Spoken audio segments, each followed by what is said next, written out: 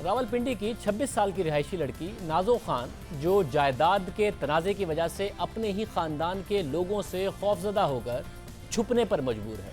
पहले नाजो के वालिद का पिंडी में कत्ल हुआ, फिर उसकी वालदा को पेशावर में कत्ल कर दिया गया।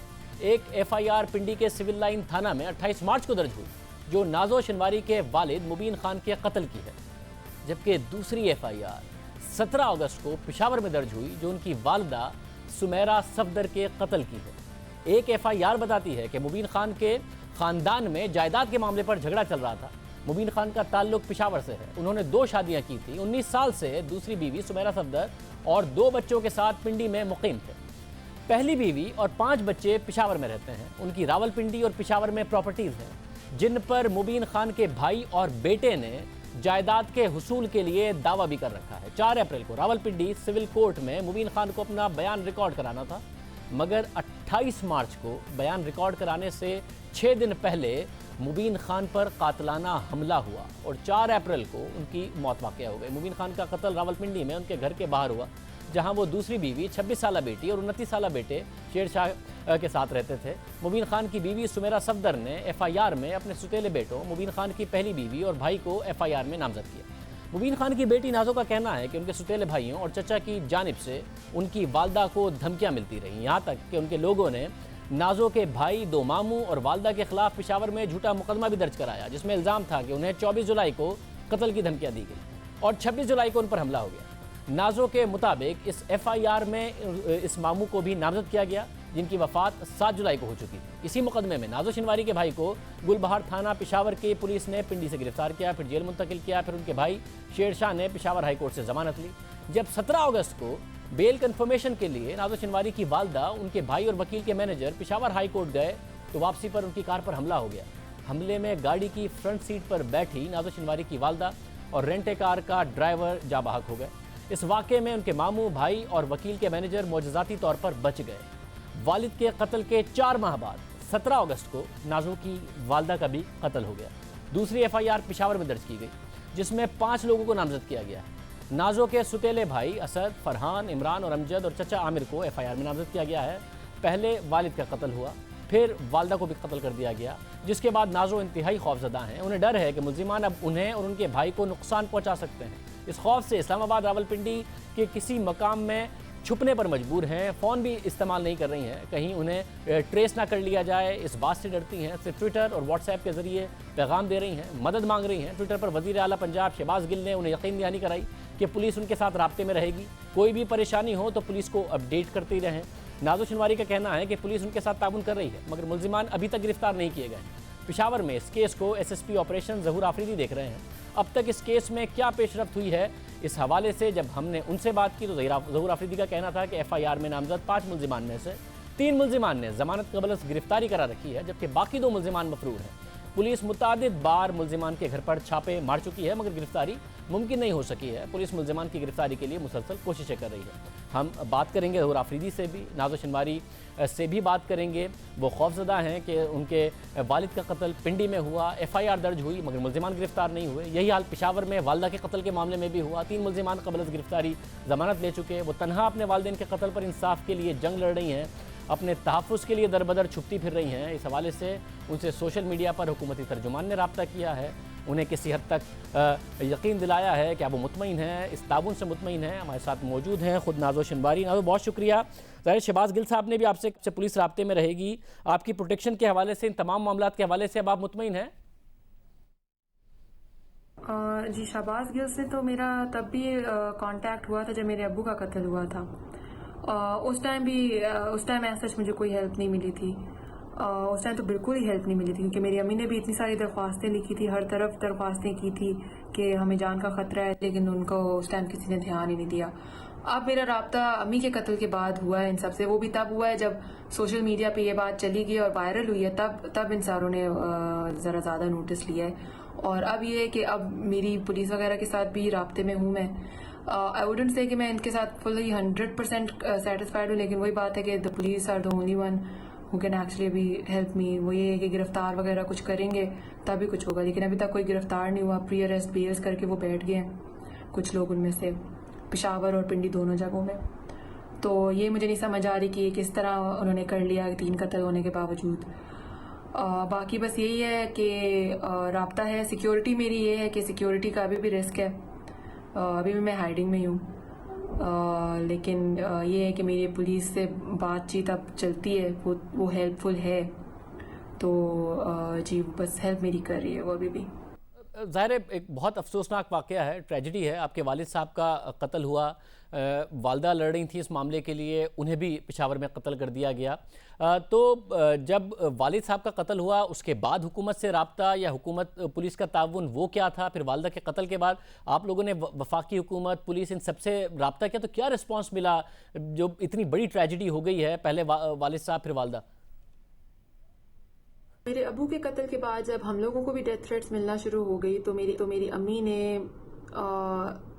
कोई बंदा नहीं छोड़ा जिसको उन्होंने एप्लीकेशंस ना लिखी हुई हो। राब्ता करने की कोशिश की। मेरी अम्मी ने हर किसी को एप्लीकेशंस लिखी, chief justice, chief minister, prime minister, SHOs, RPOs, DPOs, CPOs, सबको लिखा कि मुझे मेरी जान को और मेरे बच्चों की जान को खतरा है इन लोगों से, हमें प्रोटेक्शन दी जाए। लेकिन उस टाइम पे अनफॉर्चुनेटली किसी एक ने भी रिस्पॉन्स नहीं दिया।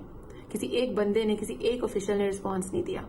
सिटीजन्स पोर्टल तक पे मेरी अम्मी ने दरख्वास्तें लिखी हुई थी और उस पर भी कोई ऐसा रिस्पॉन्स नहीं आ रहा था, कुछ भी नहीं। बस वही बात है कि एक से दूसरे स्टेप पे बस चला जाता था, लेकिन कोई रिस्पॉन्स ऐसा नहीं आया।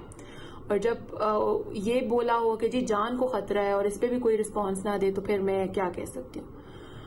फिर अब ये हुआ है कि जब अम्मी का कत्ल हो गया तो उस पर मेरे भाई ने और मैंने सिटीजन्स पोर्टल पे भी डाला, और उस टाइम पे मैं ट्विटर पे मैंने नहीं डाला था, तो सिटीजन्स पोर्टल वगैरह पे डाला, कोई रिस्पॉन्स ऐसा कुछ और नहीं आया। मेरा राब्ता भी किसी पुलिस, हाई रैंकिंग पुलिस या किसी हुकूमत के बंदे से नहीं था।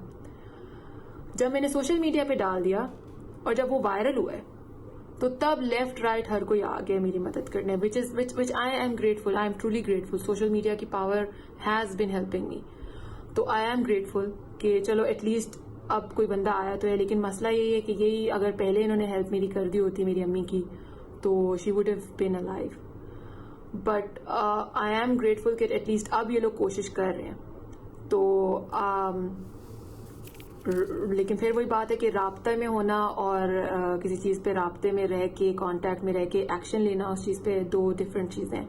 और अभी भी लोग यही कह रहे हैं कि जी हमारा राब्ता, लोग यही कह रहे हैं कि जी नाजो के साथ अब राब्ता हो चुका हुआ है। बात यह है कि राब्ता हो चुका है लेकिन एज सच एक्शन नहीं हो रहा। वो कोई किसी से भी पूछो तो वो कहते हैं जी हमारी जुरिस्डिक्शन में ये नहीं है, ये आगे कोर्ट्स का मामला है, ये legal police is helping me. I would not say that the police is not helping me. Police इसलिए मैं कह रही हूँ कि हेल्प कर रही है क्योंकि they are truly like at it, they are trying to arrest these people. But वही बात है कि I wouldn't say that I am 100% satisfied with their progress as well. लेकिन वो कोशिश कर रहे हैं, वो फिर कोशिश कर रहे हैं पुलिस वाले। बाकी जो ये ऑफिशियल्स वगैरह जो हैं, बड़े हाई रैंकिंग मिनिस्टर्स और ये सब लोग, उनके साथ मुझे थोड़ा सा ये है कि वो ट्विटर पे मेरा रीट्वीट कर लेना मेरी हेल्प करना नहीं है। उनको चाहिए कि वो एक्शन लें। तो प्लीज़ ये मेरी एक अपील है कि जी chief minister, prime minister, chief justice, ये सब जो मैं अपील्स कर रही हूँ, इतना कुछ कर रही हूँ, प्लीज़ इनको सिर्फ देखें ही ना बल्कि इस पर एक्शन भी लें प्लीज़। बहुत शुक्रिया। नाज़ो शिनवारी हमारे साथ मौजूद थी। कह रही थी वालिद के कत्ल के बाद मेरी वालदा बाकायदा तौर पर कोशिश करती रहीं, हुकूमत से मदद मांगती रहीं, रिस्पॉन्स नहीं आया। शहबाज गिल साहब से कह रही हैं उस वक्त भी रब्ता हुआ था मगर फिर कुछ नहीं हुआ। फिर मेरी वालदा भी कत्ल कर दी गई हैं। ट्विटर पर रीट्वीट कर देते हैं, जवाब दे देते हैं, मगर उस तरीके से ताउन नहीं मिला। हमारे साथ ज़हूर आफरीदी साहब, SSP ऑपरेशंस पेशावर पुलिस, इस वक्त मौजूद हैं। ज़हूर आफरीदी साहब बहुत शुक्रिया। मतलब आपके इल्म में ये सारा का सारा वाक़या है, आप इन्वेस्टिगेशन कर रहे हैं। हमने आपका मौक़िफ़ भी सामने रखा। 5 मुल्ज़िमान हैं, 3 ने ज़मानत कबल अज़ गिरफ़्तारी करा ली, 2 मफ़रूर हैं। पहले इनके वालिद मारे गए, फिर वालदा भी मार दी गई। तो इस वक्त कोई डेवलपमेंट है? पुलिस क्या कार्रवाई कर रही है? कहाँ तक पहुँचे हैं आप? देखें, जिस तरह आपने डिटेल्स बताई हैं, ये अनफॉर्चुनेट इंसिडेंट 17 अगस्त को हुआ था। तो उसमें सरसरी जो इन्होंने नॉमिनेट किए हुए थे 5 बंदे, उसमें जिस तरह आपने कहा कि 3 बंदे जो हैं वो बेल बिफोर अरेस्ट उन्होंने कराया हुआ है। जो बाकी 2 हैं उनके पीछे कैपिटल सिटी पुलिस पेशावर ने काफी रेड्स किए। अगर मैं आपको डिटेल बताऊं तो उसमें तकरीबन हमने 5 के करीब रेड्स किए उनके घरों पे। जो इनके कॉम्प्लिसेस थे वो उन पे रेड किए। मैं आपको ये भी बताऊं कि इस वकूए में जो गाड़ी इस्तेमाल हुई थी वो भी हमने रिकवर की है, और जो इनके दूसरे हेल्पर्स थे उनके साथ जो एकम्प्लिसेस थे वो भी हमने अरेस्ट किए। जो ओरिजिनल एक्यूज हैं उनके पीछे पेशावर पुलिस वक्तन फौक्तन रेड्स कर रही है, इंशाल्लाह ये जल्द ही कानून के गिरफ्त में होंगे। इस वक्त तक आपकी अपनी तफ्तीश क्या कहती है इस केस के हवाले से कि क्या हुआ है, आप किस नतीजे पर पहुंचे अभी तक? देखें, इनका काफी अरसे से प्रॉपर्टी डिस्प्यूट चल रहा है। अगर आप को शायद ये डिटेल्स मालूम हो कि जो एक्यूज हैं इसमें ये इसके जो खातून कत्ल हुई है इसके सौतेले बेटे थे वो, और इससे पहले इनका प्रॉपर्टी डिस्प्यूट, इनकी कुछ प्रॉपर्टी इधर पेशावर में है, कुछ इनकी प्रॉपर्टी रावलपिंडी में है। तो ये काफी अरसे से सिलसिला चला आ रहा था। इस वकूए से कुछ अरसा कबल पेशावर में ही जो एक एक्यूज है और इसका सौतेला बेटा था, ये जो फौत हुए खातून सुमेरा सफदर, उन पे हमला हुआ था और उसमें 324 की एक इक़दाम कत्ल की FIR हुई थी। तो उसी सिलसिले में ये सुमेरा बीबी जो थी वो पेशावर आई हुई थी, जहाँ पे ये अनफॉर्चुनेटली टारगेट हो गई। मतलब जैसे आप खुद कह रहे हैं कुछ लोग मफरूर हैं, मगर 3 ने जमानत ली हुई है, जिन्होंने जमानत कबल गिरफ्तारी ली हुई है, उनके हवाले से आपकी तफ्तीश क्या कहती है?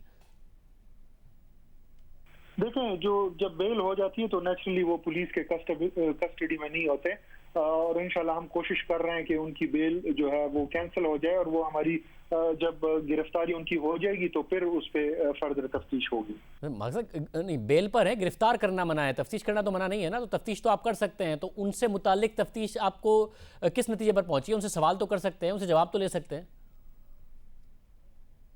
देखें, हमारी अपनी तफ्तीश शुरू है। हम उनके नंबरों पे काम कर रहे हैं कि वकूए वाले टाइम वो कहाँ पे मौजूद थे। इसके अलावा जो इन गवाह हैं उनसे भी हमने स्टेटमेंट ली हुई है। तो जिस तरह मैंने आपको कहा कि अभी बिल्कुल नेसेंट फेज में है, और ये जो बेल बिफोर अरेस्ट के लिए नहीं आए हुए, चूंकि वो मेन एक्यूज हैं इस केस में, वो जल्द इंशाल्लाह कानून के गिरफ्त में होंगे। तो गाड़ी जो आपने बरामद कर ली है, यानी बेसिक एविडेंस आपके पास है, वो किसके नाम पर है, किस तरीके से मामलात हुए, कुछ डॉट्स आप करेक्ट करने में कामयाब हुए इस हवाले से? देखें, वो तो मैंने जिस तरह आपको कहा कि जितनी भी प्री रिक्विजिट्स हैं, हमने वो गाड़ी भी अपने कब्जे में ले ली हुई है, उसकी हमने फोरेंसिक भी करवाई हुई है, और उसके अलावा जो एमटीज हमें मौके से मिली हैं उनकी फोरेंसिक एनालिसिस भी हमने भिजवाई हुई है फोरेंसिक एजेंसी को। तो जिस तरह मैंने आपको कहा कि ये गाड़ी उसी एक्यूज के नाम पे है जो इस वकूए में मुलविस है, और उसके पीछे पेशावर पुलिस रेड्स कर रही है। इंशाल्लाह अज़ीज़ जल्द ही कानून के गिरफ्त में होंगे। बहुत शुक्रिया। तो राफी साहब कह रहे थे कि बहुत जल्द वो कानून की गिरफ्त में होंगे। उम्मीद करते हैं कि महज ट्विटर के बयानात और रीट्वीट से ज़्यादा नाज़ो शनवारी के साथ ताउन हो, उन्हें इंसाफ मिले, ख़तरात से भी निकलें और इंसाफ भी उन्हें मिले। प्रोग्राम में ब्रेक शामिल करते हैं और आम खबरें बात करेंगे ब्रेक के बाद।